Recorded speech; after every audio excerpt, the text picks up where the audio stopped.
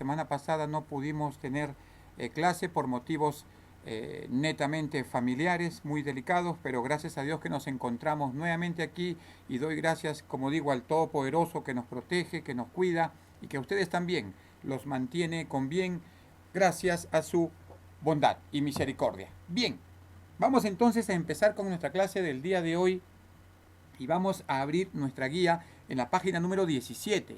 ¿Ah? Vamos a trabajar con nuestra guía en la página número 17 y vamos a trabajar en esta mañana la inferencia. ¿Ah? La inferencia que tantas veces ya la hemos trabajado, la hemos hecho, la hemos revisado, la hemos visto. En esta mañana nos vamos a detener a hacer algunos textos y también queda para ustedes desarrollar algunos textitos. ¿Ya? En esta mañana entonces, queridos jóvenes, vamos a trabajar la inferencia en la página número 17 de su guía. Todos entonces con la guía abierta en la página número 17. Vamos entonces. Tenemos el tema de hoy. Vamos a ver. Bueno, el curso de razonamiento verbal. Para los que no me conocen, creo que ya todos nos conocemos. Ahí, como ya lo dije, el tema, la inferencia. Y este es su amigo, el profesor Diego Agurto Cáceres. Vamos entonces a trabajar primero el concepto que ustedes tienen allí, queridos jóvenes. El concepto en la página número 17. ¿Qué es la inferencia? ¿Qué significa la inferencia? ¿No? ¿Cuál es el propósito de las preguntas de inferencia? Tienen el propósito de encaminar a establecer una afirmación, eso puede subrayar, que no siendo expresamente propuesta en la lectura, resulte concordante y coherente, o sea, que guarde relación y que tenga lógica, que tenga sentido con la información del texto. ¿Ya? Es decir, una inferencia viene a ser una interpretación, ¿ya? Viene a ser una deducción. Esa es una inferencia. Pero la inferencia, a su vez, se divide en dos, según estamos leyendo en la página 17, que no está aquí en las diapositivas, solamente hemos puesto los ejemplos, los textitos, pero aquí en la página 17 encontramos los dos tipos de inferencia. ¿Y cuáles son? Una, la deducción, y otra, la inducción. Y vamos a subrayar. Mira la deducción. La deducción supone que se explica algo general y se puede inferir un caso particular. Por ejemplo, entonces, ¿qué es lo que dice? ¿Qué es la deducción? La deducción es cuando se explica algo general y tú entiendes lo que se te está explicando. Esa es la inferencia desde el punto de vista deductivo. La deducción es cuando el profesor pone el título en la pizarra o el tema y tú vas entendiendo según la explicación que te va dando. La inducción es lo contrario. Mira la inducción. La inducción se hace presente cuando la ocurrencia de varios casos equivalentes nos permite inferir una regla general. ¿Qué es la inducción? La inducción es cuando tienes varias premisas y de allí sacas tu propia conclusión. Eso viene a ser la inducción. Muy bien, entonces son dos clases. Son dos clases entonces de inferencia. Una, la deducción, cuando se parte de lo general y llegas a lo particular, mejor dicho, entiendes lo que se está explicando. Y la inducción, cuando tienes varias premisas y de acuerdo a esas premisas llegas a tu conclusión. Eso viene a ser la inducción. Bien, entonces, sin más preámbulos, vamos entonces a trabajar nuestros textos, recordando que la inferencia es una deducción de lo general a lo específico o de lo específico a lo general, a la inversa. Por eso tú tienes que entender y tienes que prestar atención a lo que el texto te indica. Ten tu resaltador, tu lápiz, tu lapicero, o para que puedas subrayar tu regla ahí, para que subrayes lo más importante porque solamente lo vamos a leer una vez, lo leemos una sola vez y de allí vamos a sacar nuestras conclusiones. Es importante, por lo tanto, que puedas prestar atención, ¿sí? Que puedas estar atento a lo que se te vaya explicando para que tu deducción o tu inferencia en este caso sea válida, sea total, sea, mejor dicho, clara y evidente a la respuesta. Bien, vamos entonces a pasar al área de verificar el aprendizaje. ¿Qué es lo que hemos entendido? ¿Qué es corto en realidad? Quinto de secundaria, vas a postular seguramente a CEPREUNSA, a Católica, Universidad San Pablo, que son las universidades donde más postulan nuestros muchachos. Y siempre hemos obtenido buenos resultados. ¿Eso debido a qué? Que bueno, puede ser como todo joven juguetón, que a veces hablas y eso es normal, pero cuando te aplicas, logras tus objetivos. Y en este momento nos vamos a dedicar a la lectura, ¿ya? Que aparece en la página número 17, pero vamos a prestar atención a lo que dice ahí nuestra diapositiva para que puedas comprender el tenor de la lectura. Recuerda que estamos en inferencia. Vamos a ver entonces, dice, lee atentamente los textos propuestos y responde a las preguntas. Vamos a, dice, el texto 1. Juan Antonio Ribeiro, hermano del escritor, o sea, de Julio Ramón Ribeiro, ¿no? Explica que los editores presionaban mucho a Julio Ramón para que éste haga publicidad a sus libros. Pues de no ser así, estos, o sea, los libros, se venderían poco. Entonces estamos hablando aquí que a Julio Ramón Ribeiro no le gustaba hacer publicidad a sus libros. Eso es lo que se desprende, eso es lo que se infiere de estas tres primeras líneas. Por una parte estaba bien, afirma su hermano Juan Antonio, ¿no? Era lógico que los editores se preocuparan por recuperar su dinero y por supuesto ganar. Pero a mi hermano le incomodaba mucho este tipo de cosas, no le gustaba exhibirse. Ya, puedes subrayar eso, hay una de las razones del por qué Julio Ramón Ribeiro no le gustaba hacer publicidad. Primero, porque no le gustaba exhibirse. Otro, además, también, asimismo, agrega, su figura no se prestaba. Era flaco y tímido. Aparte que no le gustaba, bueno, dice que tenía ahí algo que le impedía, porque era flaco y a la vez tímido. De repente su esmirriada figura no le permitía que desarrollase su capacidad publicitaria, ¿no? Que todo editor pide. Dice, Ribeiro, como los grandes escritores decimonónicos, o sea, del siglo XIX, llamémosle así, ¿no? Creía que los libros se venden por inercia. Esto puedes subrayar. ¿Qué significa se venden por inercia? Que se venden por sí solos. Pues eso puedes inferir, ¿ya? ¿Qué significa se venden por inercia? Se venden por sí solos, de acuerdo a la capacidad del autor. Subraya eso. Y no gracias a un despliegue publicitario. Por fortuna, sus libros en los últimos años están ingresando a los circuitos comerciales de Europa, en muy cuidadas y pulcras ediciones. Mira, a pesar de no tener mucha publicidad, dice que sus libros están ingresando a los circuitos comerciales de Europa, en muy cuidadas y pulcras ediciones, sin necesidad de publicidad. Están ingresando a Europa. Ten presente esto, hijo. Vamos. En una conferencia que ofreció en 1986, todo acto público del autor de Prosas Apátridas colmaba los auditorios y muchos quedaban pugnando por ingresar. Relató la siguiente anécdota. Aquí estamos hablando de Julio Ramón Ribeiro, ¿no?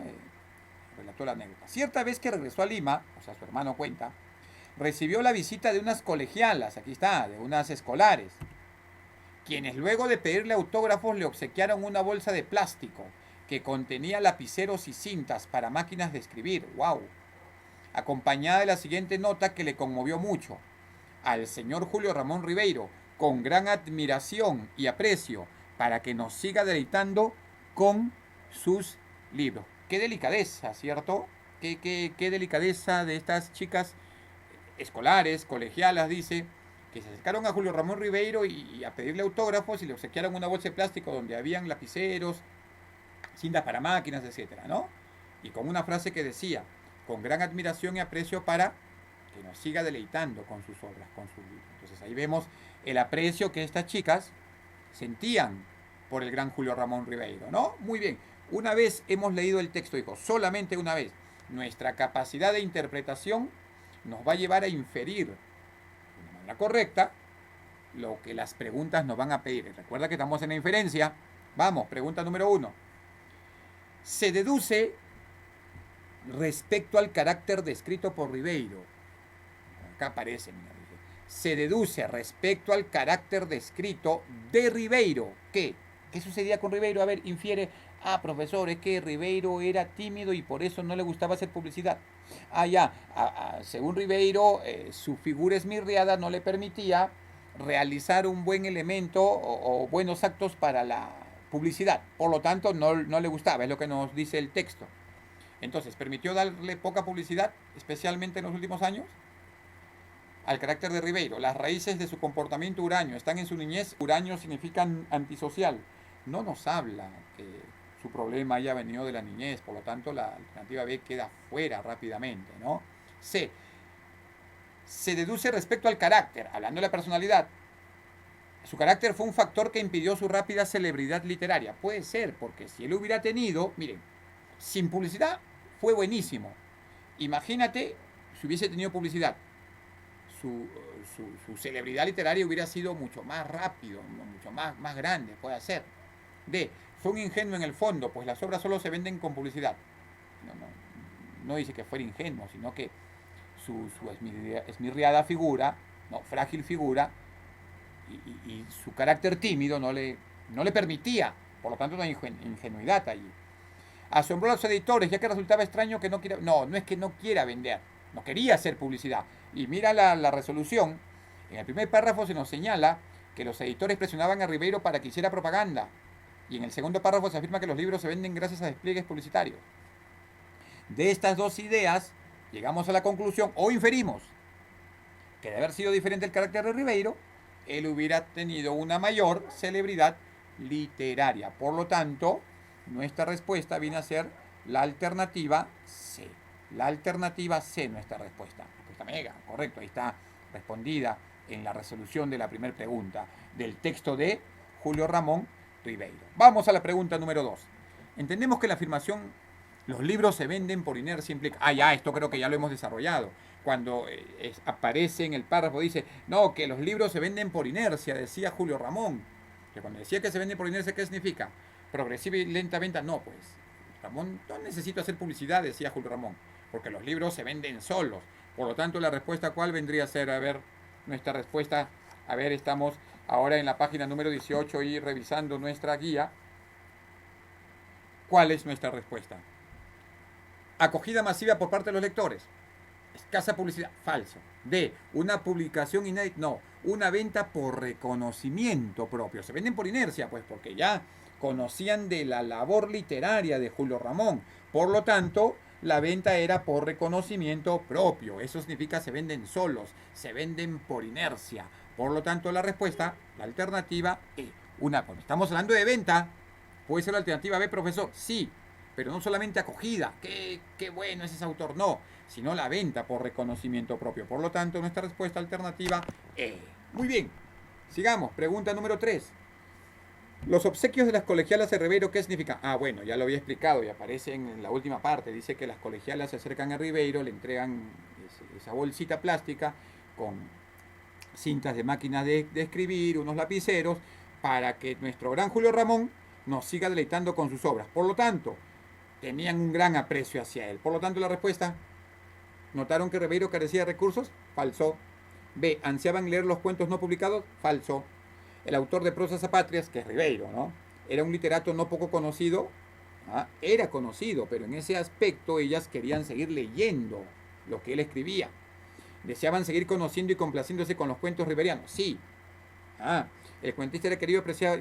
Correcto, sí. Pero ellas querían seguir conociendo y complaciéndose con los cuentos, o sea, querían seguir leyendo lo que Julio Ramón escribía. Por lo tanto, nuestra respuesta, la alternativa D. Duro, profesor, duro. Alternativa D. Muy bien. Pregunta número 4 ahora. Vamos rápidamente. Podemos inferir sobre las ediciones pulcras y cuidadas de Ribeiro. Estas fueron las que se vendieron en Europa y las que estaban llegando allá. Las que estaban llegando a Europa. ¿Qué pasó? Entonces, ¿por qué llegaron a Europa? El lector europeo es muy fino, por lo tanto, ¿por qué crees tú que esas ediciones llegaron de manera pulcra y cuidada? De manera pulcra significa de manera organizada, sistematizada. Facilísimo, profesor. Porque llegaron a tener el mérito suficiente para ser vendidos sin publicidad. O sea, Ribeiro no necesitaba publicidad para que sus obras fueran vendidas. Por lo tanto, sus obras comenzaron a llegar paulatinamente a Europa en ediciones bien cuidadas y pulcras. La respuesta, por lo tanto, la alternativa E. Pregunta número 5. Si Ribeiro hubiese tenido el afán de exhibición, ¿cuál sería falsa? Dice. ¿Cuál sería falsa? Vamos a ver. Dice, los cuentos editados hubiesen llegado a más partes del mundo. Mira, observa, atención, infiere. Si Ribeiro hubiese tenido el afán de exhibición, entonces sería falso que los cuentos hubiesen llegado a más partes del mundo. No, eso es verdadero. Eso no sería falso, eso sería verdadero y nos está pidiendo marca lo falso. B, los admiradores serían una cantidad mucho mayor que en el año 1986. Bueno, en el año 86 dice que él tuvo allí una conferencia de prensa donde había muchísima gente y es allí donde le regalan también estas colegialas esta bolsa de plástico con los lapiceros y las cintas de máquina de escribir. Vamos a ver la B. El cuento peruano hubiese llegado en menos tiempo a Europa, eso no es falso, eso sería verdadero. Si Ribeiro hubiera tenido el afán de exhibición, entonces el cuento peruano hubiese llegado en menos tiempo a Europa. Entonces es verdadera. D. Los editores hubiesen generado muchas ganancias para su bolsillo, eso no es falsa, esa es verdadera también. Y la E. El repertorio riberiano hubiese tenido un reconocimiento, esa es verdadera también. Por lo tanto, los admiradores serían una cantidad mucho mayor a la que tuvo en 1986, eso es relativo, no se conoce.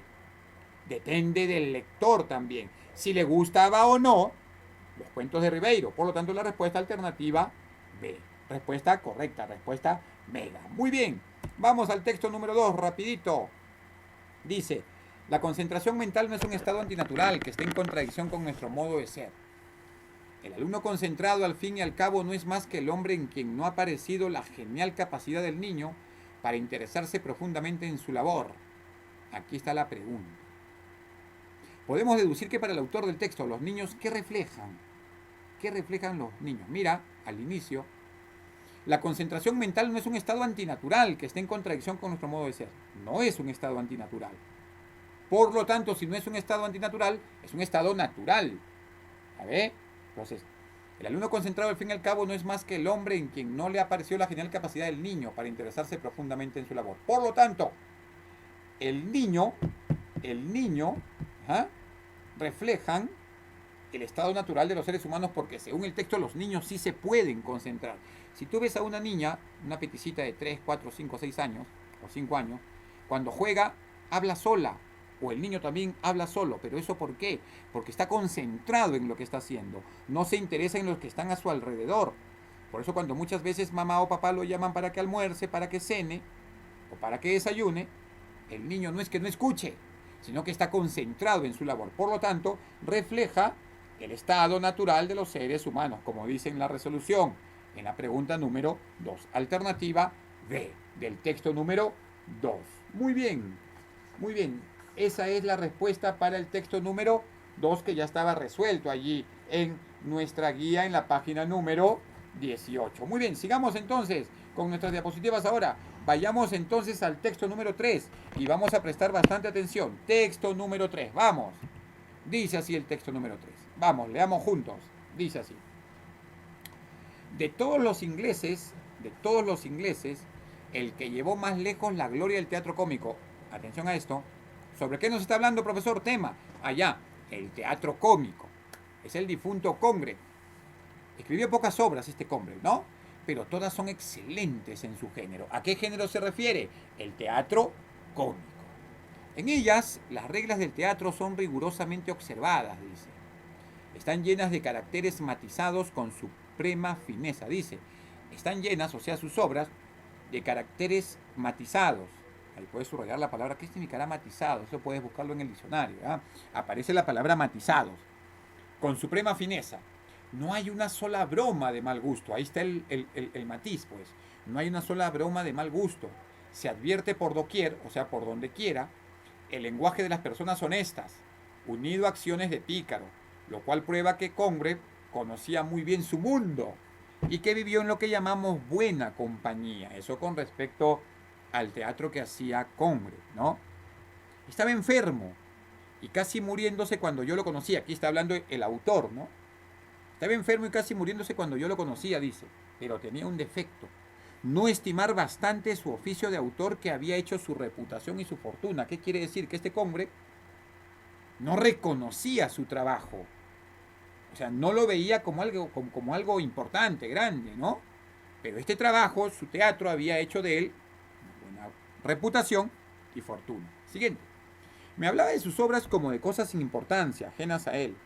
En la primera conversación me pidió que no lo considerara, dice, sino como un gentil hombre nada más, que vivía como tal. O sea, cuando el autor del texto dice que conversa con Congre, dice que este Congre le pidió que no lo tratase como un gran personaje, sino solamente como una persona gentil, como un gentil hombre que vivía como tal, ¿no? Tranquilo, apacible, ¿no? En sus cosas, etcétera, etcétera, ¿no? Etcétera, etcétera. Entonces, ¿qué más dice? Yo le respondí que si él hubiera tenido la desgracia de ser nada más que un gentil hombre como otro cualquiera, jamás habría yo acudido a verlo, chocándome fuertemente esa vanidad tan mal empleada. O sea, el autor del texto, que conoció en sus últimos días a Congre, dice que no es que le haya mortificado, sino que le sorprendió su total desinterés por su propia labor. A tal punto, a tal punto que él dijo, bueno, no soy un gran autor, solamente trátame como un buen hombre y que vivo como tal. Entonces dice, bueno, ¿dónde está su vanidad, señor Congre? Más o menos así es lo que le estaba, es lo que infiero yo del autor hacia este autor, ¿no? El autor del texto hacia Congre. Sigamos leyendo. Sus piezas son, subraya, las más espirituales y las más verídicas. Ahí hay dos puntos. Sus piezas son las más espirituales y a la vez las más verídicas. Sinónimo de verídicas, verdaderas, reales, ¿no? Entonces dice, las piezas de Congre son las más espirituales y las más verídicas. Las de Van Broek, las más alegres. Y las de Wycherley, las más fuertes. Esto con respecto al trabajo de Congre en el teatro cómico.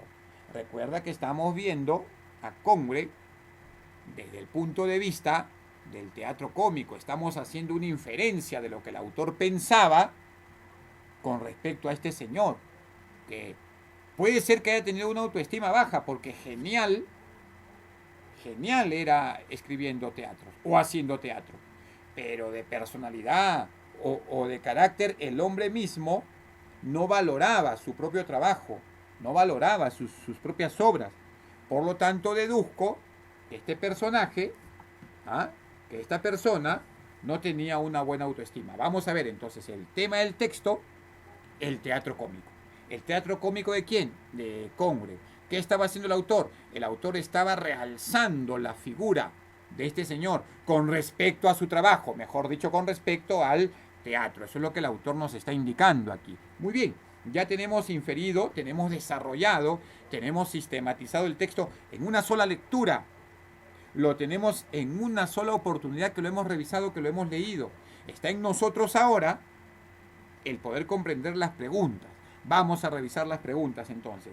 Vamos a la pregunta número 7.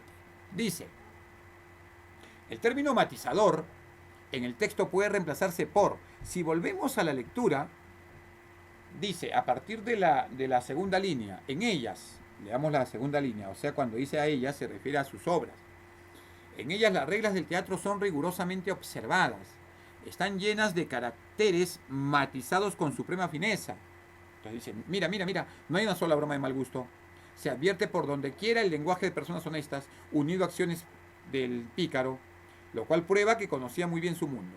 Entonces, ¿qué hacía eso? Estaba matizando el lenguaje natural, no había ni una broma de mal gusto, acción del picaresco, estaba por lo tanto matizando. ¿Qué estaba haciendo? Estaba combinando. Muy bien, por lo tanto la respuesta, la alternativa C, respuesta mega, respuesta correcta. Perfecto, perfecto, muy bien, ya tenemos entonces la respuesta para la pregunta número 7 de nuestro texto. Sigamos leyendo entonces la pregunta número 8. Vamos. ¿Cuál es el propósito central del autor? ¿Qué es lo que el autor trata de hacer con este relato, ¿no? A ver, ¿resaltar la gloria del teatro? Puede ser. ¿Ensalzar el teatro de Congre? Vamos a ver.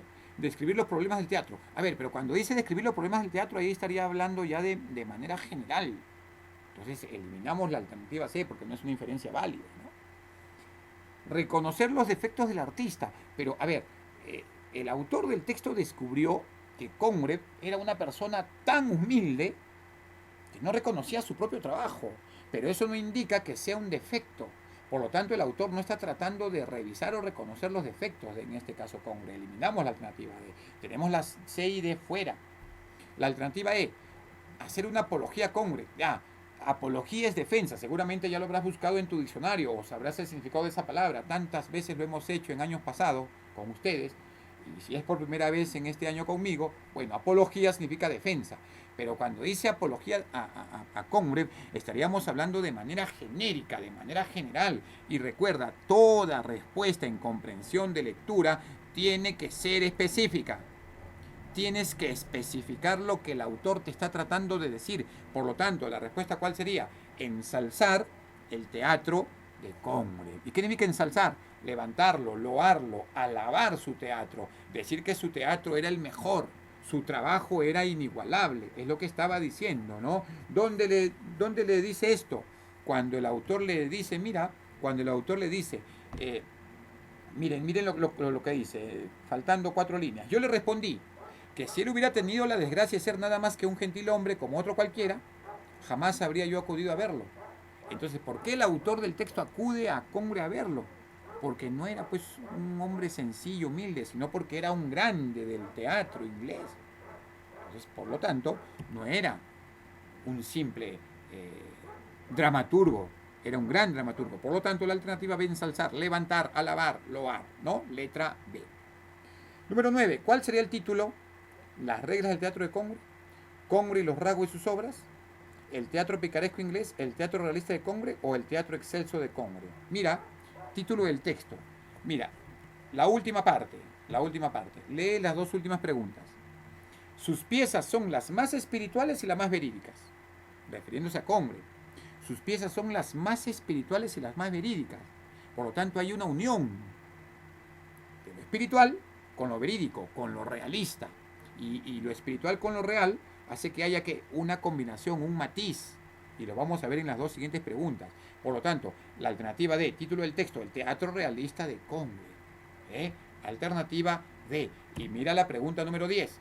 Se deduce, en este caso, es una inferencia, ¿no? Se deduce que la producción teatral de Congreve se caracteriza por recuerda, su espiritualidad y su ¿qué? Y su realismo. Por lo tanto, ¿qué hay? Prolijidad es orden. Espiritualidad sí, pero espiritualidad sería textualización, no deducción. Armonía, sí tenemos armonía, ¿por qué? Porque está juntando espiritualidad con lo verídico, por lo tanto encontramos armonía, profesor.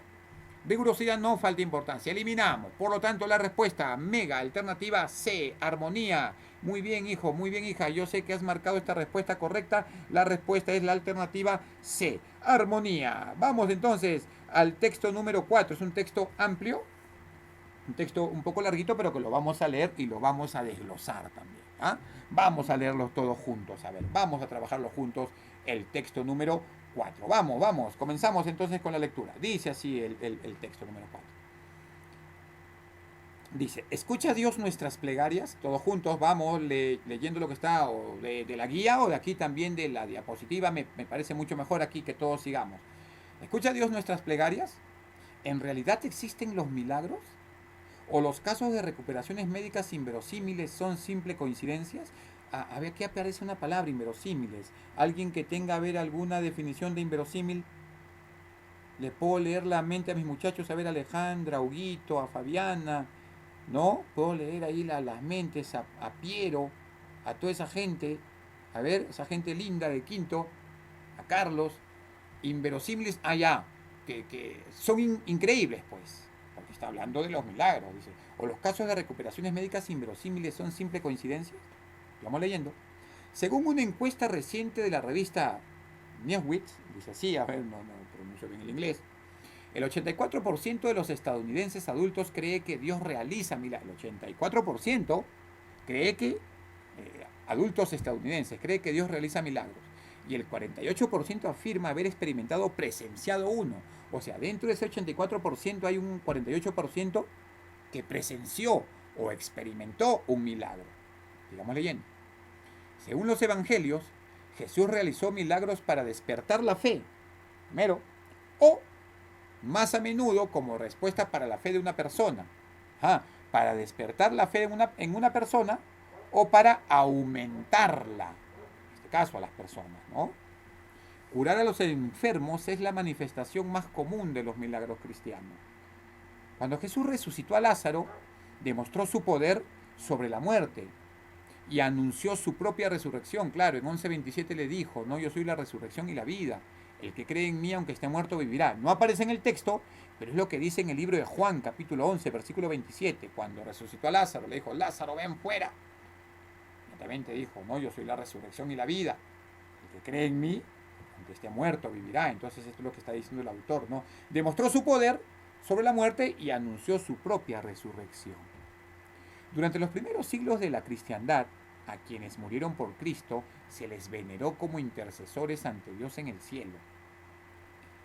Se consideraba que aún a través de sus reliquias estos amigos de Dios eran conductores de las plegarias, las oraciones de los creyentes. Aquí lógicamente se refiere a la Iglesia Católica, ¿no? Aquí lógicamente se refiere a la Iglesia Católica, porque estamos hablando se veneró a los santos, ¿no? Vamos a seguir leyendo. Primera parte entonces, el catolicismo. Y mira lo que dice aquí también. Así también, la Iglesia Católica exige esta clase de milagros para canonizar, o sea, para llevar a los altares, ¿no? A alguien después de su muerte, o sea, entre comillas, una persona que haya hecho muchos milagros, la Iglesia Católica rápidamente lo canoniza y lo eleva al nivel de santo, ¿no? Es lo que está diciendo aquí en el texto. Después de su muerte, lógicamente, ¿no? Por su parte, aunque los dirigentes de la Reforma Protestante, o sea, los protestantes, los evangélicos, rechazaron el culto a los santos de los católicos, muchos protestantes creen que Dios muestra una misericordia especial con los creyentes, es decir, que realiza milagros. Aquí está hablando ya de los protestantes también, ¿no? Católicos y protestantes. Los pentecostales piensan que Jesús puede obrar milagros a favor de ellos y a través de ellos. Por otro lado, según las encuestas de los principales grupos religiosos que hay en Estados Unidos, los judíos, ahí viene otra creencia, los judíos son los que menos creen en milagros. Sin embargo, la historia de la milagrosa liberación de los esclavos israelitas en Egipto es fundamental en la fe judía. Y se celebra la Pascua, por eso que en Israel se celebra la Pascua en honor o en recuerdo a la liberación del pueblo de Israel por mano de Dios del pueblo de Egipto. Ahí, por eso se le conoce la Pascua judía, ¿no? Además, los judíos devotos creen que la vida misma es un milagro. Entonces tenemos tres creencias: catolicismo, los evangélicos y los judíos. Sigamos leyendo.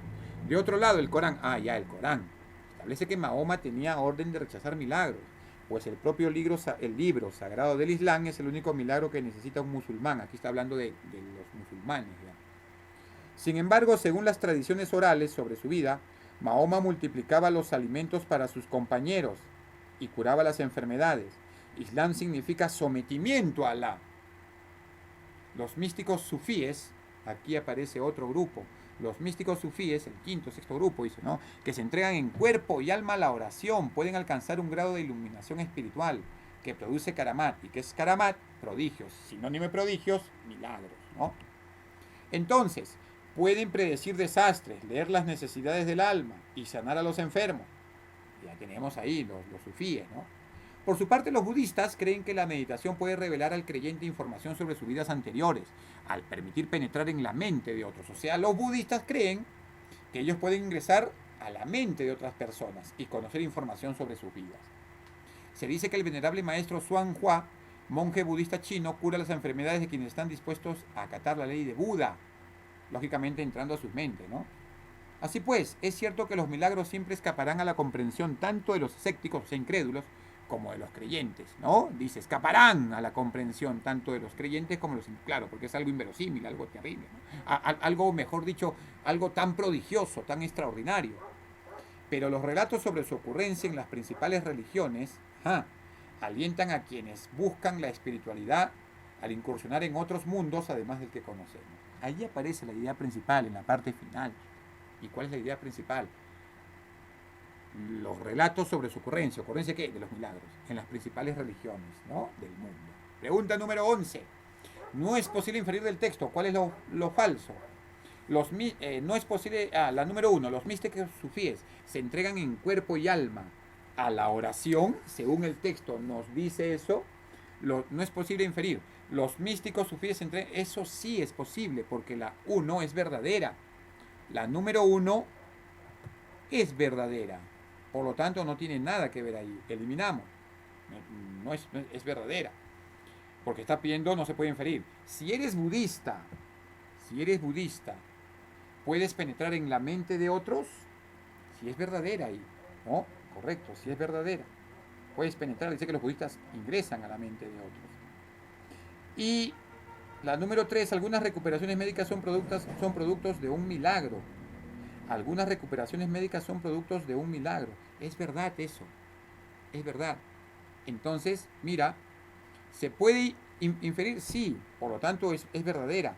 Pero mira la 1, los místicos sufíes se entregan en cuerpo y alma a la oración.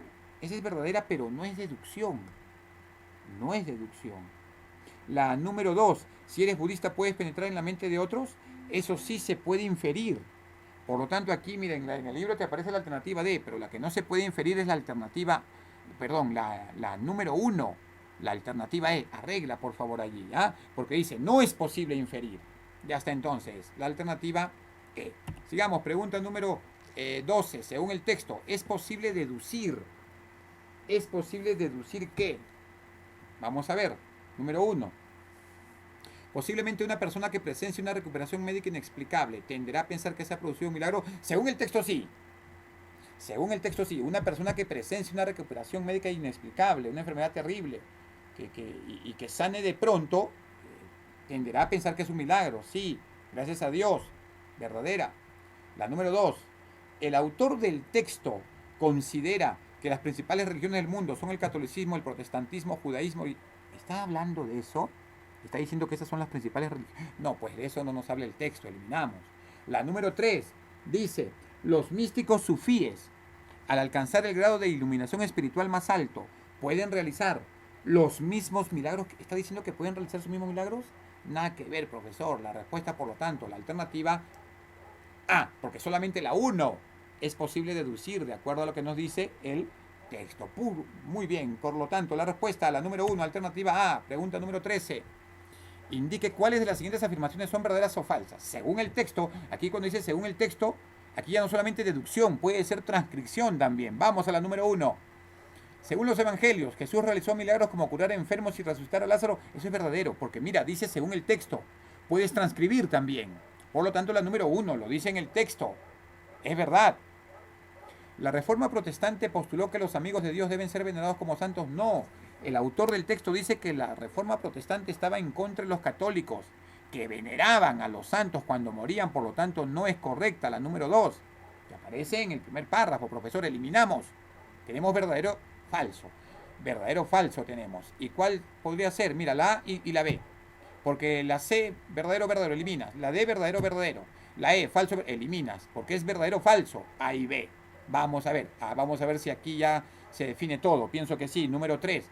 La liberación de esclavos israelitas en Egipto podría ser considerado un milagro. Claro, por eso es que celebran la Pascua, pues, verdadero. Y Buda cura milagrosamente las enfermedades que sufren. No, Buda no. Dice, no solamente sus monjes, dice que ingresan a su mente. Por lo tanto, la respuesta a la alternativa A. Muy bien. Siguiente, número 14, idea central del texto, que apareció en la última parte. Las principales varias religiones consignan de un modo u otro la existencia de milagros. ¿Dónde aparece, profesor? Aparece en la última parte del texto. Mira, lee. Pero los relatos sobre su ocurrencia en las principales religiones alientan a quienes buscan la espiritualidad al incursionar en otros mundos. Ahí está. Por lo tanto, varias religiones consignan de un modo u otro la existencia de milagros. Letra A. Y la pregunta número 15, el término inverosímil, ¿a qué se refiere? Eso ya lo hemos hecho, hijo. La palabra inverosímil, ¿qué significa? ¿Qué significa la palabra inverosímil? ¿Espiritual? ¿Religiosa? ¿Inexplicable? ¿Súbita? Ya. Dice, aparece en la primera parte, profesor. En la primera parte del texto donde dice, en realidad, existen los milagros, los casos de recuperaciones médicas inverosímiles, milagrosas, inexplicables. La respuesta, la alternativa, C. Respuesta, mega. Muy bien. Ahí nos vamos a quedar, hijo. Hemos llegado hasta el texto número 6, hasta el texto número 4, perdón. Aquí nos vamos a quedar. Muy bien. Y tu trabajo va a ser desarrollar las páginas 40 y 42, que son 3 textitos. Las páginas 40 al 42, que tiene que ver con la inferencia que hemos hecho. ¿Ya? Textos 40, perdón, página 40 al 42, y yo la voy a poner en la plataforma. Ha sido un gusto trabajar contigo, hijo. Gracias por tu fina atención. Que Dios te bendiga. Obedece siempre. Muchas gracias por todo, por haberme prestado atención, y siempre sigue adelante. Cuídate mucho, que Dios te bendiga, y espero que esta clase te haya gustado. Hasta la próxima semana, Dios mediante. Que Dios te siga bendiciendo mucho, igual a tu familia. Adiós. Chao.